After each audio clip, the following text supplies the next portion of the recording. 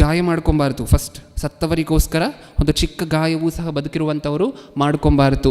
ಅಲ್ಲಿ ಮರಣ ಹೊಂದಿದ್ದಾರೆ ಒಬ್ಬ ವ್ಯಕ್ತಿ ಅಂತ ಹೇಳಿದ್ರೆ ಆತನ ಹಂಗು ಆಕೆಗೆ ತಪ್ಪುವುದು, ಮತ್ತೊಮ್ಮೆ ಈಕೆ ಮದುವೆ ಮಾಡಿಕೊಳ್ಳಬಹುದು. ಸತಿಗೆ ವಿರುದ್ಧವಾಗಿದೆಯಾ ಸತ್ಯವೇದ? ಸತಿ ಸ್ಯಾಕ್ರಿಫೈಸ್ಗೆ ವಿರುದ್ಧವಾಗಿದೆಯಾ ಸತ್ಯವೇದ? ಸ್ಪಷ್ಟವಾಗಿ ಹೇಳಿದೆಯಲ್ವ, ಚಿಕ್ಕ ಗಾಯನೂ ಮಾಡ್ಕೊಬಾರ್ದು, ಮತ್ತೆ ಆಕೆಗೆ ಅಧಿಕಾರ ಇದೆ. ಈ ಮಾತು ಸತ್ಯವೇದದಲ್ಲಿಲ್ಲ ಅಂತ ಅಂದ್ಕೊಂಡಿರಿ, ಹೌದಾ? ಇವತ್ತೂ ಸಹ ಸತಿ ಸ್ಯಾಕ್ರಿಫೈಸ್ ಅನ್ನುವಂತಹ ಪದ್ಧತಿ ಇರ್ತಾ ಇತ್ತು ಪ್ರಿಯರೇ.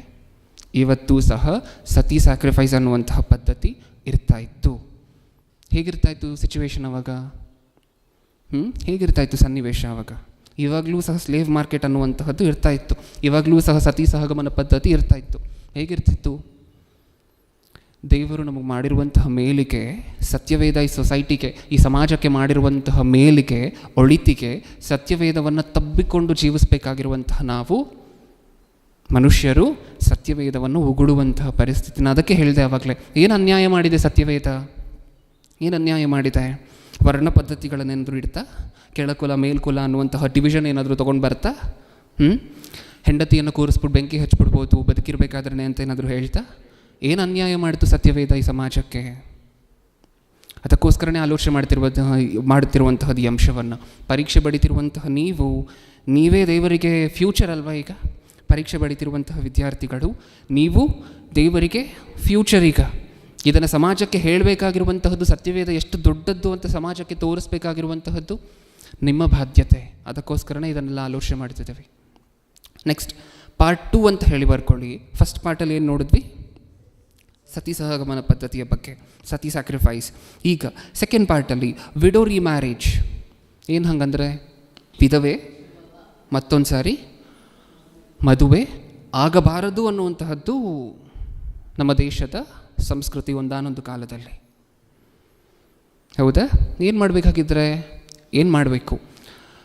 ವಿಧವೆ ಇನ್ನೊಂದು ಸಾರಿ ಭಾರತ ದೇಶದಲ್ಲಿ 2 ರೀತಿಯಾಗಿರುವಂಥ ಫ್ಯಾಮಿಲಿಗಳು ಇರ್ತಾ ಇತ್ತು. ಒಂದು ರೀತಿಯಾಗಿರುವಂಥ ಫ್ಯಾಮಿಲಿಗಳು, ಒಂದು ರೀತಿಯಾಗಿರುವಂಥ ಕುಟುಂಬ ತೀವ್ರವಾಗಿ ಈ ಪದ್ಧತಿಗಳನ್ನೆಲ್ಲ ಪಾಲಿಸ್ತಿದ್ರು. ಆ ಫ್ಯಾಮಿಲಿಗಳು ಏನು ಮಾಡ್ತಿದ್ರು ಅಂತ ಹೇಳಿದ್ರೆ, ಗಂಡ ಸತ್ತೋಗಿದ ತಕ್ಷಣ ಹೆಂಡತಿಯನ್ನು ಕೂರಿಸ್ಬಿಟ್ಟು ಬೆಂಕಿ ಹಚ್ಚಿಬಿಡುವಂತಹದ್ದು. ಇನ್ನೊಂದು ರೀತಿಯಾಗಿರುವಂಥ ಕುಟುಂಬಗಳಿರ್ತಾ ಇತ್ತು. ಇವರ ಸಂಸ್ಕೃತಿ, ಇವರ ಸಂಸ್ಕಾರ ಬೇರೆ. ಏನು ಮಾಡ್ತಾಯಿದ್ರು? ಗಂಡ ಒಂದು ವೇಳೆ ಸತ್ತು ಹೋದರೆ ಏನು ಮಾಡಬೇಕು? ಹೆಂಡತಿ ಕೂದಲನ್ನು ಪೂರ್ತಿಯಾಗಿ ತೆಗಿಬೇಕು. ಅದಾದ ನಂತರ ಬಿಳಿ ಸೀರೆಯನ್ನು ಉಡಬೇಕು. ಅದಾದ ನಂತರ ಬಳೆಯನ್ನು ಉಡಿಬೇಕು ಸಮಾಜದ ಮುಂದೆ. ಅದಾದ ನಂತರ ಬೊಟ್ಟನ್ನು ಇಟ್ಕೋಬಾರ್ದು. ಶರೀರದ ಮೇಲಿರುವಂತಹ ಎಲ್ಲ ರಿಂಗ್ ಹಾಕ್ಕೊಳ್ಳುವಂತಹದ್ದು, ಓಲೆ ಹಾಕ್ಕೊಳ್ಳುವಂತಹದ್ದು ಪ್ರತಿಯೊಂದೂ ಸಹ ಯಾವುದೂ ಸಹ ಇರಬಾರದು. ಒಂದು ವೈಟ್ ಸ್ಯಾರಿ ಅಷ್ಟೇ. ತಲೆಯಲ್ಲಿ ಕೂದಲು ಸಹ ಬೆಳೆಸ್ಕೋಬಾರ್ದು, ಹೌದಾ? ಇದೆಲ್ಲವನ್ನು ಹೊರತುಪಡಿಸಿ ಹೊರಗಡೆ ಬರೋ ಹಾಗೆ ಎಲ್ಲ ಎಲ್ಲಿರಬೇಕು? ಕೋಣೆ ಒಳಗಡೆ. ಇನ್ನೇನು ಬದುಕಿದ್ರೂ ಸತ್ತಂಗೆ ಅಲ್ವಾ? ಬದುಕಿದ್ರೂ ಸಹ ಕತ್ತಲೆ ಕೋಣೆಯಲ್ಲೇ ತನ್ನ ಜೀವಮಾನ ಕಾಲ ಪೂರ್ತಿ ಇರಬೇಕು ಅಂತ ಹೇಳಿದ್ರೆ ಅದು ಸತ್ತಂಗೆ ಅಲ್ವಾ? ಬದುಕಿದ್ದು ಸತ್ತಂಗೆ ಅಲ್ವಾ? ಸ್ವಲ್ಪ ಜನ ಚಿತೆ ಮೇಲೆ ಕೂರಿಸ್ಬಿಟ್ಟು ಬೆಂಕಿ ಹಚ್ಚುವಂಥವ್ರಾದರೆ, ಇನ್ನೊಂದು ಸ್ವಲ್ಪ ಜನ ಒಳಕೋಣೆಯಲ್ಲೇ ಕೊಲ್ಲುವಂಥವರು. ಚೆನ್ನಾಗಿದ್ದ ಪದ್ಧತಿ. ಇವತ್ತಿನ ಸಮಾಜದಲ್ಲಿ ಗಂಡ ತೀರಿ ಹೋದರೂ ಸಹ ನನಗೂ ಈಕ್ವಲ್ ರೈಟ್ಸ್ ಇದೆ, ನನಗೂ ಸಮಾನತ್ವ ಇದೆ, ನನಗೂ ಸಮಾಜದಲ್ಲಿ ನಾನೂ ಸಹ ಸಮಾನಳೆ ಅಂತ ಹೇಳಿ ಒಂದು ಸ್ತ್ರೀ ಹೊರಗಡೆ ಬಂದು ತನ್ನ ಇತರೆ ಚಟುವಟಿಕೆಗಳನ್ನು, ಮಕ್ಕಳನ್ನು ಬೆಳೆಸ್ಕೊಂಡು, ಮಕ್ಕಳನ್ನು ಸ್ಕೂಲು ಕಳಿಸ್ಕೊಂಡು, ಒಂದು ಕಡೆ ಕೆಲಸ ಮಾಡ್ಕೊಂಡಿದ್ದಾರೆ ಧೈರ್ಯವಾಗಿ ಅಂತ ಹೇಳಿದ್ರೆ ಕಾರಣ ಯಾರು ಗೊತ್ತಾ ಇದಕ್ಕೆ? ಸತ್ಯವೇದ. ಮುಖ್ಯವಾಗಿ ಸ್ತ್ರೀಯರು ಈ ಮೇಲುಗಳನ್ನೆಲ್ಲ ನೆನಪಿಸ್ಕೋಬೇಕು. ಸತ್ಯವೇದ ಮಾಡಿರುವಂತಹ ಮೇಲುಗಳನ್ನು ನೆನಪಿಸ್ಕೋಬೇಕು. ಒಂದು ವೇಳೆ ಸತಿ ಸಹಗಮನ ಪದ್ಧತಿ ಇದ್ದಿದ್ದರೆ, ಒಂದು ವೇಳೆ ಗಂಡ ಸತ್ತು ಹೋದ ನಂತರ ಈ ಥರ ಇರಬೇಕು ಅನ್ನುವಂತಹ ಪದ್ಧತಿ ಇದ್ದಿದ್ದರೆ, ಆವಾಗಲೇ ಸತ್ಯವೇದದಲ್ಲಿ ಒಂದು ವಚನವನ್ನು ಓದಿದ್ರಲ್ವ, ಅದೇ ವಚನವನ್ನು ಇನ್ನೂ ಕ್ಲಿಯರಾಗಿ ಇನ್ನೊಂದು ಕಡೆ ಬರ್ಸಿದ್ದಾರೆ. ಅದನ್ನೊಂದು ಸಾರಿ ನೋಡೋಣ. ಗಂಡ ಸತ್ತು ಹೋದ ನಂತರ ಹೆಂಡತಿಗೆ ಸಿಕ್ಕಬೇಕಾಗಿರುವಂತಹ ರೈಟ್ಸ್ ಏನು ಅಂತ ಹೇಳಿ ಸತ್ಯವೇದ ಹೇಳಿದೆ. ಕೊರಿಂಥದವರಿಗೆ ಬರೆದ ಮೊದಲನೇ ಪತ್ರಿಕೆ 7ನೇ ಅಧ್ಯಾಯ 39ನೇ ವಚನ ಏನಂತ ಹೇಳಿದೆ? ಮುತ್ತೈದೆಯು ತನ್ನ ಗಂಡನು ಜೀವದಿಂದಿರುವ ತನಕ ಅವನಿಗೆ ಬದ್ಧಳಾಗಿದ್ದಾಳೆ. ಗಂಡನು ಸತ್ತಿದ್ದರೆ ಆಕೆಯು ಬೇಕಾದವನನ್ನು ಮದುವೆ ಮಾಡಿಕೊಳ್ಳುವುದಕ್ಕೆ ಸ್ವತಂತ್ರಳಾಗಿದ್ದಾಳೆ. ಫ್ರೀಡಮ್ ಇದೆ ನಿನಗೆ. ಗಂಡ ತೀರಿ ಹೋದ ನಂತರ ನಿನಗೆ ಇನ್ನೊಂದು ವಿವಾಹ ಆಗುವಂತಹ ಫ್ರೀಡಮ್ ಇದೆ. ಈ ಫ್ರೀಡಮ್ ಕೊಟ್ಟಂಥವ್ರು ಯಾರು? ಸತ್ಯವೇದ. ಇಷ್ಟಕ್ಕೂ ಈ ಆ್ಯಕ್ಟ್ಗಳೆಲ್ಲ ಯಾವಾಗ ತೊಗೊಂಡು ಬಂದರು ಗೊತ್ತಾ? ನಮ್ಮ ಭಾರತ ದೇಶದಲ್ಲಿ ಸತಿ ಸಹಗಮನ ಪದ್ಧತಿ ಇರಬಾರ್ದು ಅನ್ನುವಂಥ ಆ್ಯಕ್ಟನ್ನು ಯಾವಾಗ ತೊಗೊಂಡು ಬಂದರು? 1829. 1829. ಎಷ್ಟು ವರ್ಷ ಆಯಿತು ಬಂದು? ಒಂದು 150 ವರ್ಷ ಆಯಿತಾ?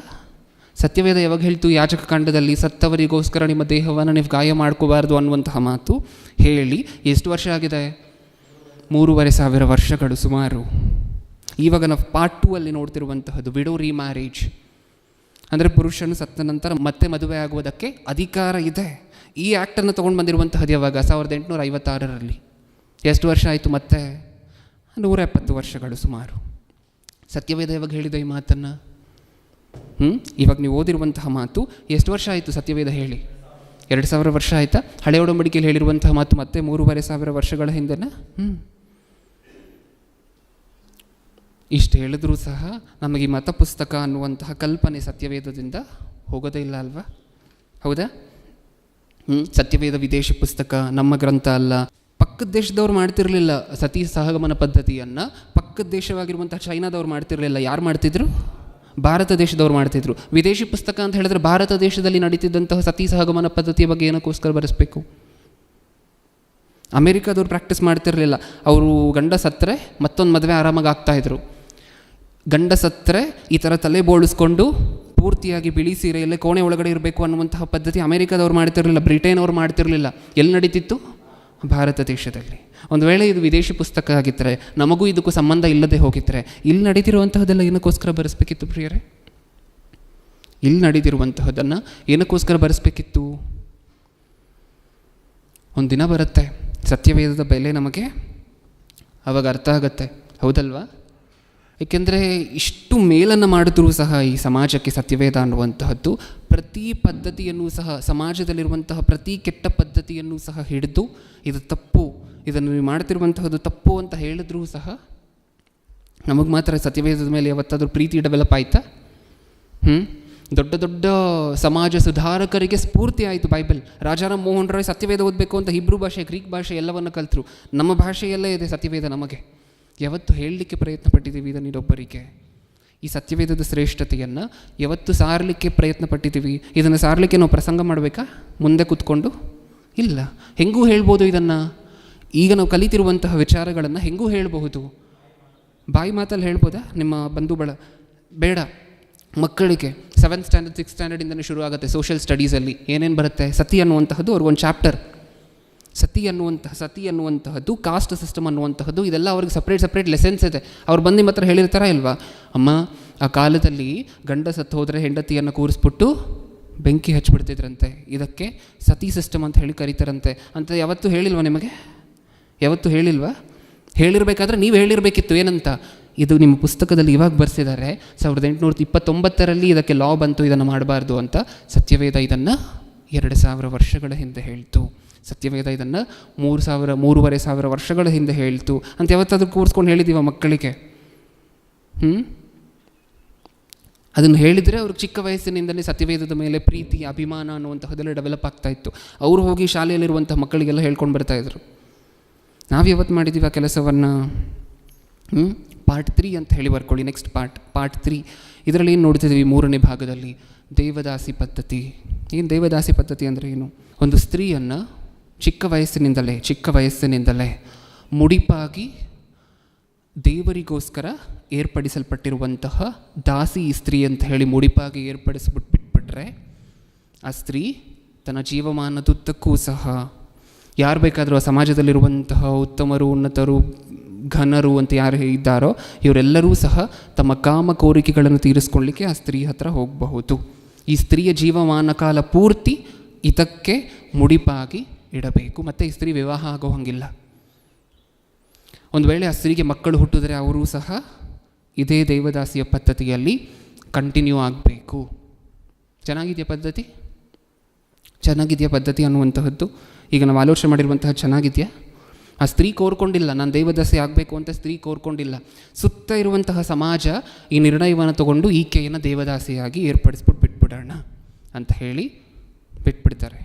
ಆ ಸ್ತ್ರೀಗೆ ನನಗಿದು ಇಷ್ಟ ಇದೆ, ನನಗಿದು ಇಷ್ಟ ಇಲ್ಲ ಅನ್ನುವಂತಹದ್ದನ್ನು ಯಾರೂ ಕೇರ್ ಮಾಡೋದಿಲ್ಲ. ಸಮಾಜ ಹೇಳ್ತಾ, ಸಮಾಜ ಪೂರ್ತಿ ಗಣ್ಯರು ಅಂತ ಹೇಳಿ ಸಮಾಜದಲ್ಲಿ ಯಾರ್ಯಾರಿದ್ದಾರೋ ಅವರೆಲ್ಲ ಸೇರಿ ತೀರ್ಮಾನವನ್ನು ತಗೊಂಡ್ರೆ ಮುಗಿದು ಹೋಯಿತು. ಆ ಸ್ತ್ರೀ ಆ ಪದ್ಧತಿಯನ್ನು ಪಾಲಿಸಲೇಬೇಕು. ನರಕ ಅಲ್ವಾ? ನರಕ ಅಲ್ವಾ ಸ್ತ್ರೀಗೆ ಪೂರ್ತಿ ಜೀವಮಾನ ಕಾಲ ಪೂರ್ತಿ? ನೀವು ಒಂದು ಸಾರಿ ಊಹೆ ಮಾಡ್ಕೊಂಡು ನೋಡ್ಕೊಳ್ಳಿ ಹೇಗಿರುತ್ತೆ ಅಂತ ಹೇಳಿ. ಆ ಸ್ತ್ರೀಗೆ ತನ್ನದ್ದೇ ಆಗಿರುವಂತಹ ಜೀವನ ಇಲ್ಲ, ಭವಿಷ್ಯತ್ತಿಲ್ಲ, ತನ್ನ ಮಕ್ಕಳಿರೋದಿಲ್ಲ, ಮದುವೆ ಆಗಲಿಕ್ಕೆ ತನ್ನ ಆಗು ಹೋಗುಗಳನ್ನು ಕೇಳಲಿಕ್ಕೂ ಯಾರೂ ಇರೋದಿಲ್ಲ, ತನಗೇನಾದರೂ ಶರೀರದಲ್ಲಿ ಬಾಧೆ ಆಗ್ತಿದೆಯಾ, ಆರೋಗ್ಯ ಸರಿ ಇದೆಯಾ ಅಂತ ಕೇಳಲಿಕ್ಕೂ ಯಾರೂ ಇರೋದಿಲ್ಲ. ಪ್ರತಿದಿನವೂ ಸಹ ಕಣ್ಣೀರು ಹಾಕಿ ಹಾಕಿ ಹಾಕಿ ಹಾಕಿ ಹಾಕಿ ಜೀವಮಾನವನ್ನು ಪೂರ್ತಿಯಾಗಿ ಕಳಿಬೇಕು. ಇದು ದೇವದಾಸಿಯ ಪದ್ಧತಿ. ಇದರ ವಿರುದ್ಧ ಸತ್ಯವೇದ ಧ್ವನಿ ಎತ್ತುತ್ತಾ? ಇದರ ವಿರುದ್ಧ ಸತ್ಯವೇದ ಧ್ವನಿ ಎತ್ತುತ್ತಾ? ಲಾ ಯಾವಾಗ ಗೊತ್ತಾ ಬಂದಿದ್ದು? ದೇವದಾಸಿ ಪದ್ಧತಿ ಮದ್ರಾಸ್ ದೇವದಾಸಿ ಆ್ಯಕ್ಟ್ ಅಂತ ಹೇಳಿ ಒಂದು ಆ್ಯಕ್ಟ್ ಬರುತ್ತೆ, ಒಂದು ಕಾನೂನು ಬರುತ್ತೆ. ಅದರ ಪ್ರಕಾರ ದೇವದಾಸಿ ಪದ್ಧತಿಯನ್ನು ಭಾರತ ದೇಶದಲ್ಲಿ ಆಚರಿಸೋ ಹಂಗಿಲ್ಲ ಅನ್ನುವಂಥ ಲಾ ಯಾವಾಗ ಬಂದಿದ್ದು? 1947 ಇಂಡಿಪೆಂಡೆನ್ಸ್ ಬಂದಾಗ. ಎಷ್ಟು ವರ್ಷ ಆಯಿತು? ಅಷ್ಟೇನಾ? 70-80 ವರ್ಷಗಳಾಗಿದೆಯಾ ಲಾ ಬಂದು? ಸತ್ಯವೇದ ಇದರ ವಿರುದ್ಧ, ದೇವದಾಸಿಯ ಪದ್ಧತಿಯ ವಿರುದ್ಧ ಎಷ್ಟು ವರ್ಷದ ಹಿಂದೆ ಧ್ವನಿ ಎತ್ತಿತು? ಯಾಜಕಕಾಂಡ 19ನೇ ಅಧ್ಯಾಯ 29ನೇ ವಚನ. ಯಾಜಕಕಾಂಡ 19ನೇ ಅಧ್ಯಾಯ 29ನೇ ವಚನ ಏನಂತ ಹೇಳಿದರೆ ಸ್ಪಷ್ಟವಾಗಿ, ಮಗಳನ್ನು ಬಸವಿ ಬಿಟ್ಟು, ಯಾಕೆಂದರೆ ತಂದೆ ತಾಯಿ ಅಲ್ವಾ ಈ ಡೆಸಿಷನ್ ತಗೊಳ್ಳುವಂತಹದ್ದು. ಆ ತಂದೆ ತಾಯಿಗೆ ಆ ಥರ ತುಂಬಿಟ್ಟಿದ್ದಾರೆ, ನಿಮ್ಮ ಮಗಳನ್ನು ನೀವು ದೇವದಾಸಿ ಮಾಡಿದ್ರೆ ನಿಮ್ಮ ಕುಟುಂಬ ಚೆನ್ನಾಗಿರುತ್ತೆ, ನಿಮ್ಮ ವಂಶ ಚೆನ್ನಾಗಿರುತ್ತೆ, ನಿಮ್ಮ ವಂಶ ಅಭಿವೃದ್ಧಿ ಆಗುತ್ತೆ. ಅದಕ್ಕೆ ದೇವರು ಹೇಳ್ತಿದ್ದಾರೆ, ಮಗಳನ್ನು ಬಸವಿ ಬಿಟ್ಟು ಅಂದರೆ ದೇವದಾಸಿಯನ್ನಾಗಿ ಮಾಡಿ ಸೂಳೆಯನ್ನಾಗಿ ಮಾಡಬಾರದು. ಹಾಗೆ ಮಾಡಿದರೆ ಸೂಳೆಗಾರಿಕೆ ಪ್ರಬಲವಾಗಿ ದೇಶದಲ್ಲೆಲ್ಲ ತುಂಬಿ ಹೋಗುವುದು. ಧರ್ಮೋಪದೇಶ ಕಾಂಡ ಇದೇ ಮಾತನ್ನು ಇನ್ನೊಂದು ಸಾರಿನೂ ಬರೆಸಿದ್ದಾರೆ. ಧರ್ಮೋಪದೇಶ ಕಾಂಡ 23ನೇ ಅಧ್ಯಾಯ 17ನೇ ವಚನ. ಇಸ್ರಾಯೇಲಿಯರಲ್ಲಿ ಯಾವ ಸ್ತ್ರೀಯೂ ದೇವದಾಸಿಯಾಗಬಾರದು. ಸ್ಪಷ್ಟವಾಗಿ ಹೇಳಿದಾರ, ಆರ್ಡರ್ ಮಾಡಿ ಹೇಳಿದಾರ ದೇವರು. ಏನಂತ ಹೇಳಿದ್ದಾರೆ? ಯಾವ ಸ್ತ್ರೀಯೂ ದೇವದಾಸಿ ಆಗಬಾರದು. ದೇವದಾಸಿ ಆಗಲಿಕ್ಕೆ ಆ ಸ್ತ್ರೀಯನ್ನು ತಂದೆ ತಾಯಿಯಂದಿರು ತೀರ್ಮಾನ ತಗೊಂಡು ಬಿಡಲೂಬಾರದು. ಆ ಅಧಿಕಾರ ನಿಮಗೆ ಇಲ್ಲ. ಯಾವ ಗ್ರಂಥ ಓದಿದ್ದು ನಾವು ಇಷ್ಟೊತ್ತು? ಯಾಜಕ ಕಾಂಡ, ಧರ್ಮೋಪದೇಶ ಕಾಂಡ ಎರಡೂ ಬರೆಸಿ ಎಷ್ಟು ವರ್ಷ ಆಗಿದೆ? ಅದೇ 3500 ವರ್ಷ. ಲಾ ಬಂದಿದ್ದು ಎಷ್ಟು ವರ್ಷ ಆಯಿತು? 70-80 ವರ್ಷ. ಸತ್ಯವೇದ ಹೇಳಿದ್ದು 3500 ವರ್ಷಗಳ ಹಿಂದೆ. ಯಾವತ್ತು ಗ್ರೇಟ್ ಅನ್ನಿಸ್ತು ಸತ್ಯವೇದ ನಮಗೆ? ಯಾವತ್ತು ಗ್ರೇಟ್ ಅನ್ನಿಸ್ತು ಸತ್ಯವೇದ ನಮಗೆ?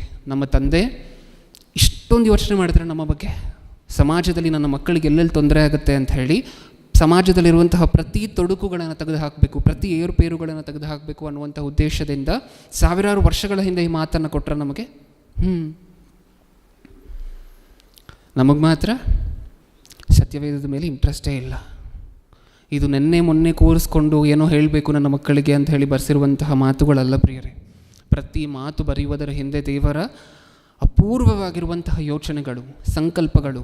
ನನ್ನ ಮಕ್ಕಳು ಸಾವಿರಾರು ವರ್ಷಗಳಾದ ನಂತರ ಬಂದರೂ ಸಹ ಈ ಕೆಲಸದಿಂದ ಅವ್ರಿಗೆ ತೊಂದರೆ ಆಗಬಾರ್ದು, ಈ ಕೆಲಸದಿಂದ ಅವರು ತಮ್ಮ ಮಕ್ಕಳನ್ನು ದೇವದಾಸಿಯಾಗಿ ಮಾಡಬಾರ್ದು, ತಮ್ಮ ಒಂದು ಹುಡುಗಿಯನ್ನು ತೊಗೊಂಡು ಹೋಗಿ ಚಿತೆ ಮೇಲೆ ಕೂರಿಸಿ ಬೆಂಕಿ ಹಚ್ಚಬಾರ್ದು, ಒಂದು ಹುಡುಗಿ ಗಂಡ ಸತ್ತಿದ ತಕ್ಷಣ ಕೋಣೆ ಪಾಲಾಗಬಾರ್ದು, ಆಕೆಗೂ ಸಹ ಫ್ರೀಡಮ್ ಇರಬೇಕು. ಯೋಚಿಸಿ ಬರೆಸಿರುವಂತಹ ಮಾತುಗಳಿದೆಲ್ಲ. ಏನು ಅನ್ಯಾಯ ಮಾಡಿದೆ ಸತ್ಯವೇದ ನಮಗೆ? ಈ ದೇವದಾಸಿ ಪದ್ಧತಿ ಇತ್ತು ಅಂತ ಅಂದ್ಕೊಳ್ಳಿ, ಹೀಗಿರ್ತಾಯಿತ್ತು. ಇವಾಗ ಸಮಾಜ ಹೇಗಿರ್ತಾಯಿತ್ತು ಹೇಳಿ? ಅಲ್ಲಿ ದೇವದಾಸಿ ಪದ್ಧತಿ ಇದೆ ಅಂತ ಹೇಳಿದ್ರೆ ಆ ಪದ್ಧತಿ ಹೇಗೆ ನಡೀತಾ ಇತ್ತು ಅಂತ ಹೇಳಿದ್ರೆ ನಿಮಗೆ ಅನ್ನಿಸ್ಬೋದು, ಯಾರು ತಂದೆ ತಾಯಿಯಂದಿರು ಯಾರು ನಿರ್ಧಾರ ಮಾಡಿಕೊಂಡು ತಮ್ಮ ಮಗಳನ್ನು ದೇವದಾಸಿಯಾಗಿ ಬಿಡ್ತಾರೆ? ಕರುಣೆ ಇದೇನದು ಇರೋದಿಲ್ವ ತಂದೆ ತಾಯಿಗೆ ಅಂತ ನೀವು ಅನ್ಬೋದು.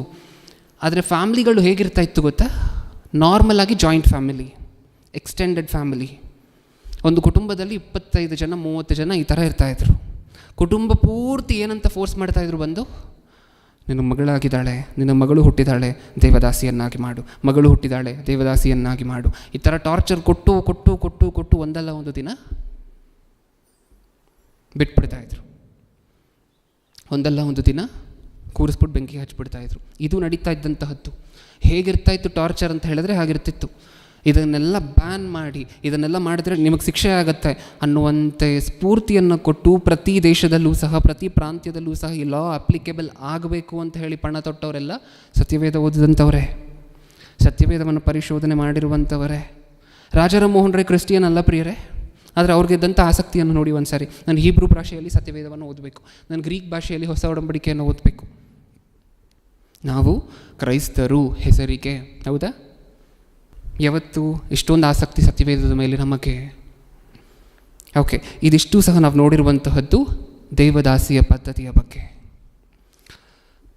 3 ಪಾರ್ಟ್ ಆಗಿದೆ ಅಲ್ವಾ? ಓಕೆ, ಪಾರ್ಟ್ 4 ನರಬಲಿ ಅಂತ ಹೇಳಿ ಹೆಡ್ಡಿಂಗ್ ಹಾಕ್ಕೊಳ್ಳಿ. ನರಬಲಿ. ಓಕೆ, ನರಬಲಿ ಅಂದರೆ ಏನು? ಮತ್ತೆ ಅದೇ ನೀತಿ ಸಿಕ್ಕುತ್ತೆ ಅಂತನೋ ನ್ಯೂಸಲ್ಲಿ ಬಂದಿರುವಂತಹದ್ದು ರೀಸೆಂಟಾಗಿ, ಹೌದಲ್ವಾ? ನೀತಿ ಸಿಕ್ಕುತ್ತೆ ಅಂತ ಹೇಳಿ ತಮ್ಮ ಮಕ್ಕಳನ್ನೇ ಬಲಿ ಕೊಟ್ಟಿರುವಂತಹದ್ದು, ಅದನ್ನು ಡಂಬಲ್ಸ್ ತೊಗೊಂಡು ಹೊಡೆದಿರುವಂತಹದ್ದು, ತೂಕದ ವಸ್ತುವನ್ನು ತೊಗೊಂಡು ತಲೆಗೆ ಹೊಡೆದಿರುವಂತಹದ್ದು. ಏನಕ್ಕೋಸ್ಕರ? ಒಂದೇ ಮೂಢನಂಬಿಕೆ, ನೀತಿ ಸಿಕ್ಕುತ್ತೆ ಅಥವಾ ಕುಟುಂಬ ವಂಶಾಭಿವೃದ್ಧಿ ಆಗುತ್ತೆ, ಮಕ್ಕಳಾಗ್ತಾರೆ. ಯಾರನ್ನೂ ಬಲಿ ಕೊಟ್ಟರೆ ಇವರಿಗೆ ಮಕ್ಕಳಾಗ್ತಾರಂತೆ, ಹೌದಾ? ಇದೆಲ್ಲ ತಪ್ಪಾದ ಕಲ್ಪನೆಗಳು, ನಿಜನೇ ಇಲ್ವಾ? ಎಷ್ಟು ಜನ ನರಬಲಿಗಳನ್ನು ತಮ್ಮ ಮಕ್ಕಳನ್ನೇ ನರಬಲಿಯನ್ನಾಗಿ ಕೊಟ್ಟರೂ ಸಹ ಎಷ್ಟೊಂದು ಜನ ಇದಕ್ಕೋಸ್ಕರ ಕಿಡ್ನ್ಯಾಪ್ಗಳನ್ನು ಮಾಡ್ತಾರೆ. ಇದಕ್ಕೋಸ್ಕರ ಮಕ್ಕಳನ್ನು ಕಿಡ್ನ್ಯಾಪ್ ಮಾಡಿ ಅವರನ್ನು ನರಬಲಿಯಾಗಿ ಕೊಡ್ತಾರೆ. ಏನಕ್ಕೋಸ್ಕರ? ಏನೋ ಅಭಿವೃದ್ಧಿ ಆಗ್ತೀವಿ, ಏನೋ ಡೆವಲಪ್ ಆಗ್ತೀವಿ, ಏನೋ ಏಳಿಗೆ ಆಗ್ತೀವಿ ಅಂತ. ಸತ್ಯವೇದ ಕಂಡೆಮ್ ಮಾಡಿ ಎಷ್ಟು ವರ್ಷ ಆಯಿತು ಇದನ್ನು? ಒಂದು ಸರಿ ಸತ್ಯವೇದದಲ್ಲಿರುವಂತಹ ಮಾತುಗಳನ್ನು ನೋಡೋಣ ನರಬಲಿಯ ಬಗ್ಗೆ. ಯಾಜಕಕಾಂಡ 18ನೇ ಅಧ್ಯಾಯ 21ನೇ ವಚನ. ನಿಮ್ಮ ಮಕ್ಕಳಲ್ಲಿ ಯಾರನ್ನಾದರೂ ಮೊಲೇಕನಿಗೆ ಸಮರ್ಪಿಸಿ ನಿಮ್ಮ ದೇವರ ಹೆಸರನ್ನು ಅಪಕೀರ್ತಿಗೆ ಗುರಿ ಮಾಡಬಾರದು, ನಾನು ಯೆಹೋವನು. ದೇವರು ಕೊಡ್ತಿರುವಂಥ ಆರ್ಡರ್. ಮಕ್ಕಳ, ನಿಮ್ಮ ಜೊತೆ ಮಾತಾಡ್ತಿರುವಂತಹದ್ದು ಸಾಕ್ಷಾತ್ ದೇವರು, ಸೃಷ್ಟಿಕರ್ತನು. ಏನಂತ ಹೇಳ್ತಿದ್ದೀನಿ ನಾನು ನಿಮಗೆ ಮಾಡ್ತಿರುವಂಥ ಆರ್ಡರ್ ಏನು? ನಿಮ್ಮ ಮಕ್ಕಳಲ್ಲಿ ಯಾರನ್ನೂ ಸಹ ನೀವು ಮೊಲೇಕನಿಗೆ ಸಮರ್ಪಿಸಬಾರದು, ಅಂದರೆ ಬಲಿಯಾಗಿ ಸಮರ್ಪಿಸಬಾರದು ಅಂತ ಹೇಳಿ ಅದರ ಅರ್ಥ. ಆ ಕಾಲದಲ್ಲಿ ನಡೀತಿದ್ದಂತಹ ಪದ್ಧತಿ ಹೇಗಿತ್ತು ಗೊತ್ತಾ? ಒಂದು ದೊಡ್ಡ ವಿಗ್ರಹ, ಆ ವಿಗ್ರಹದ ಕೆಳಗೆ ಒಂದಷ್ಟು ಜಾಗ ಇರುತ್ತೆ. ಏನಕ್ಕೋಸ್ಕರ? ಸೌದೆಗಳನ್ನು ಇಟ್ಟು ನೀಟಾಗಿ ಬೆಂಕಿ ಅಂಟ್ಕೊಳ್ಲಿಕ್ಕೆ, ಚೆನ್ನಾಗಿ ಉರಿಲಿಕ್ಕೆ ಏನೇನು ಬೇಕೋ ಅದನ್ನೆಲ್ಲ ಹಾಕಿ ಆ ಬೆಂಕಿಯಲ್ಲಿ ಮಕ್ಕಳನ್ನು ಜೀವಂತವಾಗಿ ಬಲಿ ಕೊಡಲಿಕ್ಕೋಸ್ಕರ ಆ ವಿಗ್ರಹದ ಕೆಳಗಡೆ ಒಂದು ಸ್ಥಳ ಇತ್ತು, ಹೌದಾ? ಓಕೆ, ಇಷ್ಟಲ್ಲದೆ ಎಲ್ಲಿ ತಂದೆ ತಾಯಿಯಂದಿರು ಮಕ್ಕಳನ್ನು ಬಲಿ ಕೊಡಲಿಕ್ಕೆ ಆ ಬೆಂಕಿ ಒಳಗಡೆ ಹಾಕಿದಾರೋ ಆ ಮಕ್ಕಳು ಕಿರ್ಚುವಂತಹ ಶಬ್ದ, ಸೌಂಡ್ ಹೊರಗಡೆ ಕೇಳಿಸ್ಬಾರ್ದು ಅಂತ ಹೇಳಿ ಜೋರಾಗಿ ದಮ್ಮಡಿ ಬಡಿತಾ, ಜೋರಾಗಿ ಕಿರ್ಚಿ ಎಲ್ಲರೂ ಸಹ ಹಾಡ್ತಾಯಿದ್ರು. ಈ ಥರ ಮಾಡಿದ್ರೆ ಏನಾಗೋದಿಲ್ಲ? ಮಕ್ಕಳು ಕಿರ್ಚುವಂತಹ ಸೌಂಡು ಹೊರಗಡೆ ತಂದೆ ತಾಯಿಗೆ ಕೇಳಿಸೋದಿಲ್ಲ. ಈ ಥರ ಬಲಿ ಕೊಡ್ತಾಯಿದ್ರು. ಚೆನ್ನಾಗಿತ್ತ ಪದ್ಧತಿ? ಚೆನ್ನಾಗಿದೆಯಾ? ಇದೊಂದು ಕಡೆ ಅಲ್ಲ, ಸತ್ಯವೇದದಲ್ಲಿ ಇನ್ನೂ ಸಹ ಸಾಕಷ್ಟು ಸರಿ ಎಚ್ಚರಿಸಿದ್ದಾರೆ. ನರಬಲಿ ಅನ್ನುವಂತಹದ್ದು ಅಕ್ಷಮ್ಯ ಅಪರಾಧ. ಧರ್ಮೋಪದೇಶಕಾಂಡ 12ನೇ ಅಧ್ಯಾಯ 31ನೇ ವಚನ. ಯೆಹೋವನಿಗೆ ಅಸಹ್ಯವಾಗಿರುವ ಹಲವು ಹೇಸಿಗೆ ಕೆಲಸಗಳನ್ನು ಅವರು ತಮ್ಮ ದೇವತೆಗಳಿಗೋಸ್ಕರ ನಡೆಸುತ್ತಾರಲ್ಲ, ತಮ್ಮ ಗಂಡು ಹೆಣ್ಣು ಮಕ್ಕಳನ್ನು ತಮ್ಮ ದೇವತೆಗಳಿಗೋಸ್ಕರ ಬೆಂಕಿಯಲ್ಲಿ ಸುಡುತ್ತಾರಲ್ಲ, ನೀವು ನಿಮ್ಮ ದೇವರಾದ ಯೆಹೋವನನ್ನು ಹಾಗೆ ಸೇವಿಸಲೇಬಾರದು. ಈ ಥರ ತುಂಬ ಜನ ತಮ್ಮ ದೇವತೆಗಳನ್ನು ಸೇವಿಸ್ತಿದ್ದಾರೆ. ಮಕ್ಕಳ, ನೆನ್ಪಿಟ್ಕೊಳ್ಳಿ, ನಾನು ಯಾವತ್ತೂ ಆ ರೀತಿ ಸೇವಿಸಲ್ಪಡಲಿಕ್ಕೆ ಇಷ್ಟಪಡೋದಿಲ್ಲ. ಮತ್ತು ನೀವು ಈ ರೀತಿ, ಸತ್ಯವೇದದಲ್ಲಿ ಒಂದು ಪದ ಬಳಕೆ ಮಾಡಿದ್ದಾರೆ. ಯಾವ ಥರ ಕೆಲಸ ಅಂತ? ಇದು ಹೇಸಿಗೆ ಕೆಲಸ. ದೇವರು ಬಳಸ್ತಿರುವಂತಹ ಮಾತದು. ಏನಂತ ಹೇಳ್ತಿದ್ದಾರೆ? ನರಬಲಿ ಕೊಡುವಂತಹದ್ದು ಕೆಟ್ಟ ಕೆಲಸ. ಇನ್ನು ಈ ಪದವನ್ನು ಮೀರಿದ ಇನ್ನೂ ಕೆಟ್ಟು ಪದ ಸತ್ಯವೇದದಲ್ಲಿ ಬರ್ಸೋದು, ಅದರ ಡೆಕೋರಮ್ ಹಾಳಾಗೋಗುತ್ತೆ. ಅಷ್ಟು ಕೆಳಗಡೆ ಬಂದು ನಮ್ಗೆ ಅರ್ಥ ಆಗುವಂತಹ ಭಾಷೆಯಲ್ಲಿ ಹೇಳಿದ್ದಾರೆ ದೇವರು. ಇದು ಅಸಹ್ಯವಾಗಿರುವಂಥ ಕೆಲಸ. ಸುಟ್ಬಿಡ್ತೀರಾ ದೇವತೆಗಳಿಗೋಸ್ಕರ? ಹೋಗಲಿ, ನಿಮ್ಮ ಹತ್ರ ನರಬಲಿ ಕೇಳುವಂತಹದ್ದು ದೇವತೆಗಳೇನ? ನಿಜವಾಗ್ಲೂ ದೇವತೆಗಳೇನ? ದೇವರುಗಳೇನ? ಆ ಥರ ಸುಡು, ಈ ಥರ ಬಲಿ ಕೊಡುವಂಥ ಕೇಳುವಂತಹದ್ದು ನಿಮ್ಮ ಹತ್ರ? ಇದು ನಿಜವಾಗ್ಲೂ ದೇವರುಗಳು ದೇವತೆಗಳು ಮಾಡುವಂಥ ಕೆಲಸನೇನ? ನಾನು ಸೃಷ್ಟಿ ಮಾಡಿದ್ದೀನಿ ಅವರನ್ನು ತಾಯಿ ಗರ್ಭದಲ್ಲಿ. 9 ತಿಂಗಳು ಬೇಕಾಯಿತು ನನಗೆ ಈ ಆಕಾರವನ್ನು ಕೊಡಲಿಕ್ಕೆ ನಿಮಗೆ. ನೀವು ಹೊರಗಡೆ ಬಂದಿದ ತಕ್ಷಣ ತೊಗೊಂಡೋಗಿ ಬೆಂಕಿಯಲ್ಲಿ ಹಾಕಿದ್ರೆ, ಹೌದಾ? ಹೊರಗಡೆ ಬಂದಿದ ತಕ್ಷಣ ದೇವದಾಸಿಯನ್ನಾಗಿ ಬಿಟ್ಬಿಟ್ರೆ. ಸತ್ಯವೇದದಲ್ಲಿ ಸ್ತ್ರೀಯರಿಗೋಸ್ಕರ ದೇವರು ಮಾತಾಡಿರುವಂತಹ ಮಾತುಗಳೇನೇನು? ಇವರ ಸೈನ್ಯ, ಹೌದಾ ಇಲ್ವಾ? ಒಬ್ಬ ಸ್ತ್ರೀ ನಿಂತು ಹಾಡ್ತಿದ್ರು, ವಾಕ್ಯ ಹೇಳ್ತಿದ್ರು. ಸೈನ್ಯ ಅದು, ನಿಜನಾ? ಸ್ತ್ರೀಗೆ ಅಷ್ಟೊಂದು ಮಹತ್ತನ್ನು ಕೊಟ್ಟಿದ್ದಾರೆ, ಅಷ್ಟೊಂದು ಪವರನ್ನು ಕೊಟ್ಟಿದ್ದಾರೆ. ಮಕ್ಕಳು ಹೇರುವಂತಹ ಕೆಪಾಸಿಟಿಯಿಂದ ಹಿಡಿದು, ಮನೆಯನ್ನು ನೋಡ್ಕೊಳ್ಳುವಂಥ ಕೆಪಾಸಿಟಿಯಿಂದ ಹಿಡಿದು, ಹೌದಾ, ಎಲ್ಲರಿಗೂ ಸಹ ಬೇಕಾಗಿರುವಂಥ ಕೆಲಸಗಳನ್ನು ನೋಡಿಕೊಳ್ಳುವಂಥ ಕೆಪಾಸಿಟಿಯಿಂದ ಹಿಡಿದು ಒಂದು ಕುಟುಂಬವನ್ನು ನಡೆಸಿಕೊಂಡು ಹೋಗುವಷ್ಟು ಶಕ್ತಿ ಕೊಟ್ಟಿದ್ದಾರೆ. ಆ ಸ್ತ್ರೀ ಹುಟ್ಟಿದ ತಕ್ಷಣ ಇಷ್ಟೊಂದು ದೌರ್ಜನ್ಯ ಮಾಡ್ತಿದ್ದಾರೆ. ತುಂಬ ಜನ ಮಾತಾಡ್ತಾರೆ, ಸತ್ಯವೇದದಲ್ಲಿ ಸಮಾನತೆ ಇಲ್ಲ ಬ್ರದರ್, ಪುರುಷನಿಗೂ ಸ್ತ್ರೀಗೂ ಸಮಾನತೆ ಇಲ್ಲ ಸತ್ಯವೇದದಲ್ಲಿ. ಹೇಗೆ, ಏನಕ್ಕೋಸ್ಕರ ಸಮಾನತೆ ಇಲ್ಲ ಅಂತ ಹೇಳಿ ಕೇಳಿ ನೋಡಿ. ಹೇಳ್ತಾರೆ ಒಂದು ಸಾರಿ, ಆದಾಮನನ್ನು ಹುಟ್ಟಿಸಿದ್ರ ಫಸ್ಟ್ ದೇವರು, ಆಮೇಲೆ ಆದಾಮನ ಹೆಲ್ಪ್ಗೋಸ್ಕರ, ಸಹಾಯಕ್ಕೋಸ್ಕರ ಹೆಲ್ಪರಾಗಿ ಸ್ತ್ರೀಯನ್ನು ಹುಟ್ಟಿಸಿದ್ರು ಅಂತ ಬರ್ಸಿದ್ದಾರೆ ನೋಡಿ. ನೀವು ಸತ್ಯವೇದವನ್ನು ಎಲ್ಲಿ ಓದಿದ್ರೂ ಸಹ ಎಲ್ಲ ಕಡೆನೂ ಪುರುಷನಿಗೆ ನೀನು ಅಧೀನಳಾಗಿರ್ಬೇಕಮ್ಮ ಅಂತಲೇ ಹೇಳಿದ್ದಾರೆ. ಅದಕ್ಕೆ ಏನಿಲ್ಲ ಸತ್ಯವೇದದಲ್ಲಿ, ಸಮಾನತೆ ಇಲ್ಲ. ಅದು ಸ್ತ್ರೀಗೆ ಕೊಟ್ಟಿರುವಂತಹ ಅಪರೂಪವಾಗಿರುವಂಥ ಅವಕಾಶ. ಏನಕ್ಕೋಸ್ಕರ? ಅವರ ಪ್ರೊಟೆಕ್ಷನ್ಗೋಸ್ಕರ. ಪುರುಷನು ಮುಂದೆ ಹೋಗುವಂತಹದ್ದು, ಪುರುಷನು ಲೀಡ್ ಮಾಡುವಂತಹದ್ದು ಅವಶ್ಯ. ಏಕೆಂದರೆ ನಾವು ಸುಮಾರು ಸಾರಿ ಮಾತಾಡ್ಕೊಂಡಿದ್ದೀವಲ್ವ, ಪ್ರೀತಿ ಅನ್ನುವಂತಹ ಗುಣವನ್ನು, ಕರುಣೆ ಅನ್ನುವಂಥ ಗುಣವನ್ನು ಸ್ವಲ್ಪ ಹೆಚ್ಚಾಗಿ ಸ್ತ್ರೀಯಲ್ಲಿಟ್ಟು, ಸ್ವಲ್ಪ ಬುದ್ಧಿವಂತಿಕೆ ಅನ್ನುವಂತಹ ಗುಣವನ್ನು ಅಥವಾ ತಾಳ್ಮೆಯಿಂದ ಯೋಚನೆ ಮಾಡುವಂತಹದ್ದು, ಅಷ್ಟು ಈಸಿಯಾಗಿ ಬೀಳದೇ ಇರುವಂತಹದ್ದು, ಈ ಗುಣಗಳನ್ನೆಲ್ಲ ಪುರುಷರಲ್ಲಿ ಸ್ವಲ್ಪ ಹೈಲೈಟ್ ಮಾಡಿ ಇಟ್ಟಿದ್ದಾರೆ ದೇವರು. ಏನಕ್ಕೋಸ್ಕರ ಅಂದರೆ ಅದು ಹಾಗೇ ಇರಬೇಕು. ಒಂದು ಕುಟುಂಬ ಮುಂದೆ ಹೋಗಬೇಕು ಅಂತ ಹೇಳಿದ್ರೆ ಈಗ ಸ್ತ್ರೀಗೆ ಈ ಗುಣ ಇರಬೇಕು, ಪುರುಷನಿಗೆ ಆ ಗುಣ ಇರಬೇಕು. ಸ್ತ್ರೀಗೆ ಅಧೀನಳಾಗಿರಬೇಕು, ಗಂಡನಿಗೆ ಗಂಡ ಹೇಳಿರುವಂತಹದ್ದು ಕೇಳಬೇಕು ಅಂದಿದ ತಕ್ಷಣ ಸಮಾನತೆ ಇಲ್ಲದೆ ಆಗೋಗುತ್ತಾ? ಸಮಾನತೆ ಅಂದರೆ ಇದು. ಇವಾಗ ನಾವು ನೋಡ್ತಿದ್ದೀವಲ್ವ, ಸಮಾನತೆ ಅಂತ ಹೇಳಿದ್ರೆ ಏನು? ಇವಾಗ ನಾವು ನೋಡಿದ್ವಲ್ವ, ಏನೇನು? ಗಂಡ ಮರಣ ಹೊಂದಿದ್ರೆ ಸ್ತ್ರೀಗೆ ಶಿಕ್ಷೆ ಆಗಬಾರದು.